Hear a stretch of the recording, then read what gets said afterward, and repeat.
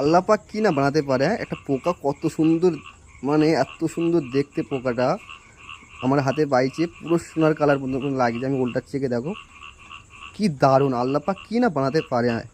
পৃথিবীতে এমন কোনো জিনিসই নেই খুব সুন্দর। সেরকম পশু পাখি বহুত কিছু সেরকম থাকে সুন্দর সুন্দর। ওই আমি পোকাটা আমি আজকে দেখলাম আমাদের কারখানায় এসে ঘুরছে, এই কারখানা। আমি ভাবলাম এটা একটা মানে কিছু একটা পড়ে আছে, হতে পারে মানে তোমার সোনা।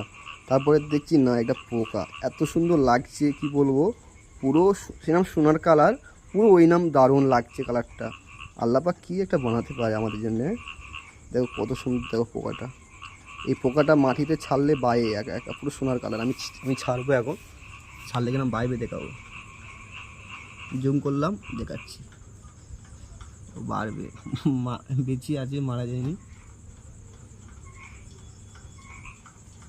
আমি ওকে একটু হালকা করে ঘা দেবো, যদি বায়ে তো। আমি ভেবেছিলাম প্রথমবারে এটা একটা কালার একটা মানে সোনা মোনা পড়ে থাকতে পারে, তারপরে দেখছি না, এটা একটা সোনা না, একটা পোকা জাতীয়। খুব দারুণ আল্লাহ পাক বানাতে পারে। কি সুন্দর লাগছে দেখো। আর বায়ে না, বায়ে কে গেছে।